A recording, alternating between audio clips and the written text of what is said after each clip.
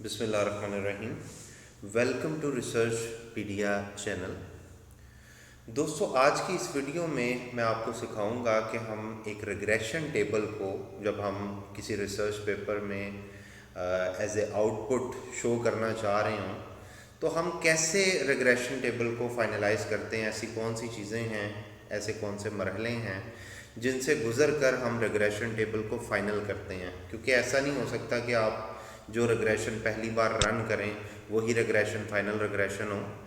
कुछ प्रोसीजर्स हैं, उन पर से गुज़रना होता है, उसके बाद हम फिर फाइनल कर पाते हैं कि जो रिग्रेशन हम शो कर रहे हैं it is the final regression.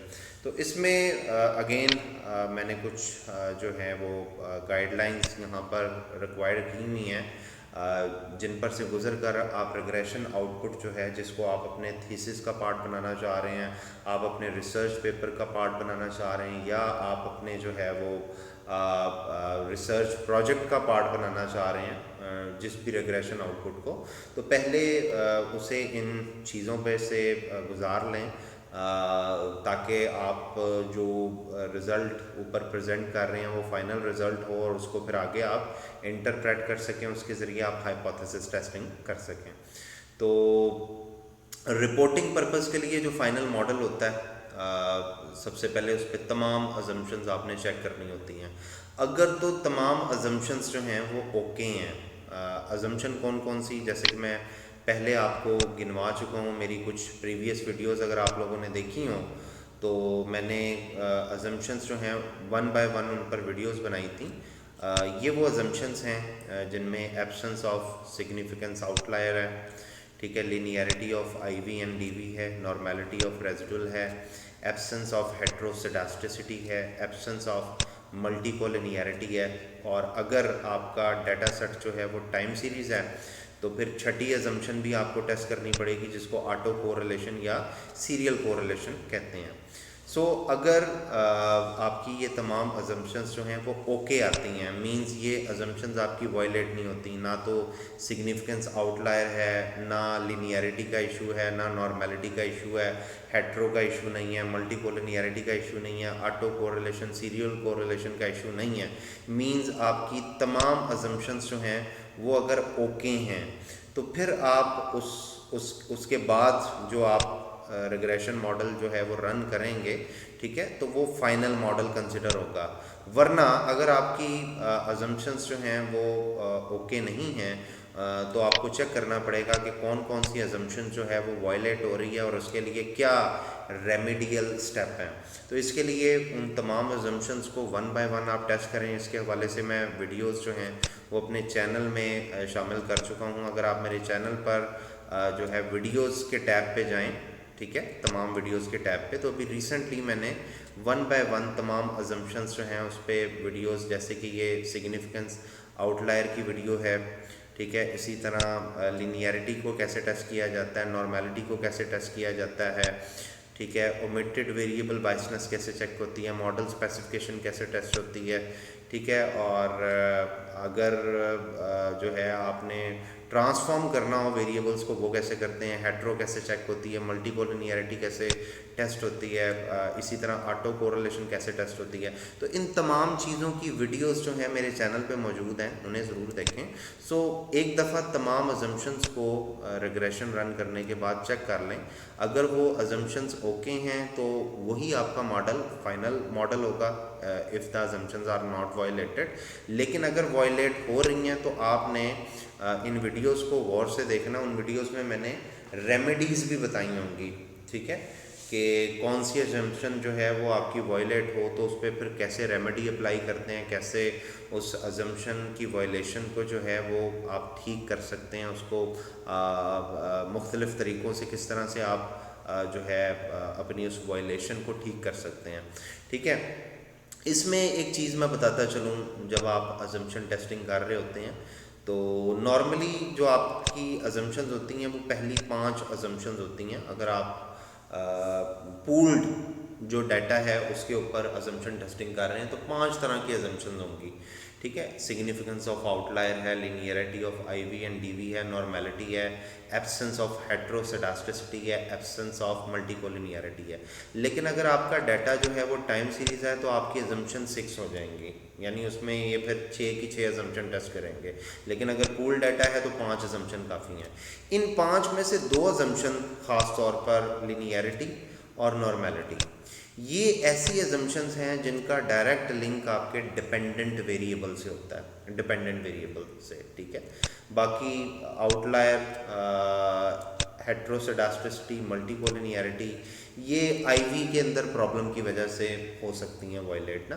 तो ये जो जिनका लिंक डिपेंडेंट वेरिएबल से होता है ना, लिनियरिटी और नॉर्मेलिटी, इस पे ख़ास तौर पे आपने फोकस करना होता है कि अगर आपके डाटा में नॉर्मेलिटी और लिनियरिटी की एजम्पशंस वायलेट कर रही हैं, दोनों या दोनों में से एक, तो आपको जो हैं ये 2 चीज़ें चेक करनी पड़ती हैं। एक वेरिएबल ओमिशन बायसनेस और दूसरा मॉडल स्पेसिफिकेशन बायसनेस। इसके लिए मैंने वीडियोस भी अपलोड की हैं और इसका प्रोसीजर भी मैंने बताया हुआ है कि अगर नॉर्मेलिटी और लिनियरिटी दोनों में से कोई एक या दोनों वायलेट कर रही हों तो आपने मॉडल स्पेसिफिकेशन वो कैसे टेस्ट करनी है, ठीक है। ये टेस्टिंग मॉडल स्पेसिफिकेशन इसके नाम से यहाँ पर आपको ये नज़र आ रहा है, ठीक है। टेस्टिंग मॉडल स्पेसिफिकेशन ये उसकी वीडियो है और ये वेरिएबल ओमिशन की वीडियो है। इन दोनों वीडियोस को देखकर तो आप सबसे पहले तो इनको चेक कर लें। सो अगर ये 2 चीज़ें इनमें कोई प्रॉब्लम नज़र आती है, लाइक वेरिएबल ओमिशन बायसनेस जो है वो वायलेट हो रही है या मॉडल स्पेसिफिकेशन बायसनेस जो है वो वायलेट हो रही है, तो इनमें भी मैंने रेमेडीज़ बताई हुई हैं कि आपने किस तरह से अपने डाटा को रेक्टिफाई करना है, आपने किस तरह से इनकी जो वायलेशन है उसको कंट्रोल करना है, ठीक है। तो मैंने यहाँ पे लिखा हुआ है, if any of the above A और बी और both violated go for remedy as per the recommendation of these method. आप इनकी वीडियोस देखें, इन वीडियोस में मैंने बताया हुआ है कि अगर आपकी मॉडल स्पेसिफिकेशन जो है उसमें इशू आ रहा हो तो उसके लिए रेमेडीज़ क्या हैं, अगर वेरिएबल ओमिशन का इशू आ रहा हो तो उसके लिए रेमेडीज़ क्या हैं। तो पहले तो वो रेमेडीज़ अप्लाई करके देख लें, अगर ये दोनों जो हैं इनमें से कोई एक या दोनों जो है वो प्रॉब्लम कर रहे हों। लेकिन अगर इन दोनों में इशू ना आए, ये ओके हैं, लेकिन स्टिल नॉर्मेलिटी और लिनियरिटी या दोनों का इशू चल रहा हो, तो फिर आपने क्या करना होता है, आपने सबसे पहले जनाब ये करना होता है कि अपना जो नंबर ऑफ़ ऑब्जर्वेशन है, अगर आपका डाटा सेट छोटा है, ठीक है, जैसे 150 ऑब्जर्वेशन का आपका डाटा सेट बना हुआ है, तो try to increase your data set greater than 350, 300 या 350 से आप इंक्रीज़ कर दें अपने डाटा सेट को, ठीक है। उससे भी बाज़ औक़ात जो है आपकी नॉर्मेलिटी और लिनियरिटी का इशू रिजॉल्व हो जाता है। लेकिन कई बार अगर आपका डाटा सेट पहले से ही बड़ा है या बड़ा करने के बावजूद ये इशू रिजॉल्व नहीं हो रहा, तो उसके बाद फाइनल जो आपके पास सॉल्यूशन है वो ये है कि जनाब सैम्पल साइज़ भी आपने इंक्रीज़ करके देख लिया, आपकी ये 2 कंडीशंस भी जो हैं वो ओके हो रही हैं, लेकिन फिर भी नॉर्मेलिटी और लिनियरिटी कंफर्म नहीं हो रही, तो ऐसी सूरत में जो हमारे पास फाइनल जो इसका सॉल्यूशन है वो ये कि आप अपने डिपेंडेंट वेरिएबल को, उस डिपेंडेंट वेरिएबल को ट्रांसफॉर्म कर दें जिस डिपेंडेंट वेरिएबल में लिनियरिटी और नॉर्मेलिटी का इशू आ रहा है।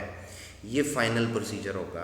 दोबारा सुन लें कि आपने तमाम अजम्पशन टेस्ट करनी है, ठीक है, 1 बाय 1 सारी अजम्पशन ट्राई करनी है।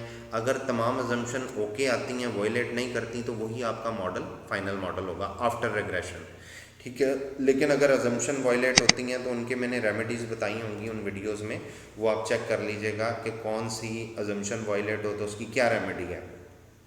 अगर सिर्फ नॉर्मेलिटी और लिनियरिटी का इशू आता है दोनों में से एक का या किसी एक का, तो सबसे पहले वेरिएबल ओमिशन बायसनेस और मॉडल स्पेसिफिकेशन बायसनेस इनको चेक करें। If the problem lies in these two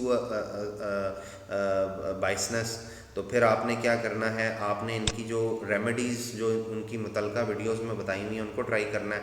लेकिन अगर ये ओके हैं, मतलब वेरिएबल इमिशन का मसला नहीं है, मॉडल स्पेसिफिकेशन का मसला नहीं है, तो सबसे पहले आप अपना सैम्पल साइज़ जो है, नंबर ऑफ़ ऑब्जर्वेशन जो हैं उनको चेक कर लें कि आपके डाटा सेट में नंबर ऑफ़ ऑब्जर्वेशन 350 क्रॉस कर रही हैं या नहीं। ठीक है, बाज़ औक़ात नंबर ऑफ़ ऑब्जर्वेशन बढ़ा के ये मसला हल हो जाता है। लेकिन अगर नंबर ऑफ़ ऑब्जर्वेशन बढ़ाने के बावजूद आपका नॉर्मेलिटी का, लिनियरिटी का, या दोनों का मसला रहता है और ये दो भी ओके हैं, सैम्पल साइज़ भी ओके हैं, तो फिर फाइनल सोल्यूशन ये होता है कि जिस डिपेंडेंट वेरिएबल में लिनियरिटी और नॉर्मेलिटी का इशू आ रहा है उसको ट्रांसफॉर्म कर दें। इसके लिए मैंने जो है वो ट्रांसफॉर्मेशन के नाम से एक यहाँ पे वीडियो शामिल की थी। जस्ट अ मिनट, ये है जी, ये वीडियो है transformation in case of non linear और नॉन नॉर्मल डाटा। यानी अगर आपका डाटा नॉर्मल नहीं है, लीनियर नहीं है, तो उस सूरत में आप अपने डीवी को ट्रांसफॉर्म कैसे कर सकते हैं। इसमें एक लैडर ग्लैडर की टेक्निक है, उसको ज़रूर अंडरस्टैंड कीजिएगा। तो उससे ये होता है कि आप अगर अपना डीवी जो है वो ट्रांसफॉर्म कर लें और उसके बाद आप दोबारा से तमाम अजम्पशंस जो हैं, यानी ट्रांसफॉर्मेशन करने के बाद जो आपका ट्रांसफॉर्म्ड होकर डीवी आएगा उस पर 1 बाय 1 ये अजम्पशन दोबारा से टेस्ट कर लें। तो आई होप सो कि उससे ये लिनियरिटी और नॉर्मेलिटी का इशू रिजॉल्व हो जाएगा। बाकी ये जो इश्यूज़ हैं इनकी रेमेडीज़ अलग हैं। ठीक है, सो लिनियरिटी और नॉर्मेलिटी का इशू ट्रांसफॉर्मेशन के बाद रिजॉल्व हो जाता है। लेकिन याद रखिएगा कि ये टेक्निक भी आपने स्टेप बाय स्टेप इस पे आना है, एकदम से ट्रांसफॉर्मेशन पे नहीं आ जाना। पहले दूसरे तरीके अप्लाई करके देखने हैं, जैसे कि मैंने ये बताया हुआ है कि आप पहले इन्हें चेक कर लें, वेरिएबल इमिशन और मॉडल स्पेसिफिकेशन। ठीक है, उसके बाद आप सैम्पल साइज़ को इंक्रीज़ करके देखें। अगर इनसे भी मसला हल नहीं होता फिर आपने फाइनली ट्रांसफॉर्मेशन पे आना है। तो ट्रांसफॉर्मेशन में जो टेक्निक वो आपको सॉफ्टवेयर सजेस्ट करेगा, उस टेक्निक के ज़रिए आप वेरिएबल को ट्रांसफॉर्म, अपने डिपेंडेंट वेरिएबल को ट्रांसफॉर्म करके देखें। अब आपने दोबारा से रिग्रेशन रन करनी है और जो आपका फाइनल हुआ है वेरिएबल, ठीक है, यानी जो आपका ट्रांसफॉर्म्ड होकर वेरिएबल आ रहा होगा उसके ज़रिए आपने रिग्रेशन रन करनी है और दोबारा से चेक करनी है अजम्पशंस। यानी आपने री रन करनी है रिग्रेशन ऑन ट्रांसफॉर्म्ड डीवी। जो आपका नया डीवी आएगा, जो ट्रांसफॉर्म्ड होकर आएगा, उस पर रिग्रेशन रन करनी है। यानी अब आपने डीवी पहले वाला नहीं लेना, अब आपने ट्रांसफॉर्म्ड होकर जो डीवी आएगा वो लेना है और आईवी वही लेंगे जो पहले यूज़ कर रहे हैं। और फिर से आप अजम्पशन 1 बाय 1 चेक करेंगे और होपफुली इस दफ़ा जो है वो आपकी नॉर्मेलिटी और लिनियरिटी का इशू नहीं आएगा। प्लस आपने ये करना होता है कि आपने रोब या वीसी रोब, इसकी कमांड यूज़ करनी है रिग्रेशन के साथ। ठीक है, ये भी मैंने आपको बताया हुआ है कि जब आपके डाटा में हेट्रो का इशू हो तब ये कमांड वैसे यूज़ करते हैं, लेकिन मॉडल को फाइनल करने के लिए भी यही कमांड इस्तेमाल होती है। यानी जब आप मॉडल को फाइनल करने की तरफ जा रहे हैं, रिग्रेशन को फाइनल करने की तरफ जा रहे हैं और आप चाह रहे हैं कि जो रिज़ल्ट आएँ, ठीक है, वो आपके जो रिज़ल्ट अनबाइस्ड होने चाहिए और कंसिस्टेंट होने चाहिए, प्रिडिक्टेबल होने चाहिए। ठीक है, तो उनमें रोप और वीसी की कमांड जो है वो रिग्रेशन के साथ मिलाकर आपने यूज़ करनी है।